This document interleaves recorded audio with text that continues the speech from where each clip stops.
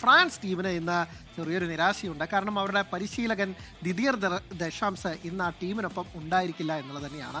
അദ്ദേഹത്തിൻ്റെ മാതാവിൻ്റെ മരണത്തെ തുടർന്ന് അദ്ദേഹം നാട്ടിലേക്ക് മടങ്ങിയിരുന്നു. അപ്പോൾ അസിസ്റ്റന്റ് കോച്ച് ഗൈ സ്റ്റെഫാനാണ് ടീമിനെ ഇന്ന് പരിശീലിപ്പിക്കുക, ടീമിന് തന്ത്രങ്ങൾ ഒതുക്കുക. ദശാംസിൻ്റെ അഭാവം ടീമിനെ ബാധിക്കില്ലെന്നും മികച്ച രീതിയിൽ തന്നെ മത്സരം പൂർത്തിയാക്കുമെന്നാണ് ഫ്രഞ്ച് ഫുട്ബോൾ ഫെഡറേഷൻ്റെ പ്രതീക്ഷ.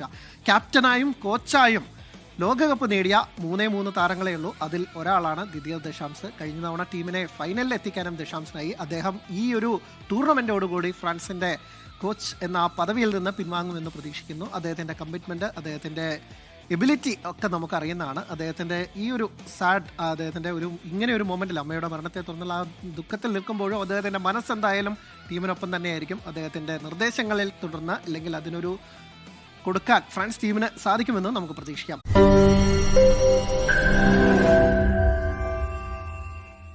ലോകത്തെവിടെയായാലും ഏത് സമയത്തും 24 വാർത്തകളും ഓഗ്മെന്റഡ് റിയാലിറ്റി പാക്കേജുകളും എക്സ്പ്ലെയിനറുകളും വിശദമായി കാണാൻ ഞങ്ങളുടെ യൂട്യൂബ് ചാനൽ നിങ്ങൾക്ക് സബ്സ്ക്രൈബ് ചെയ്യാം.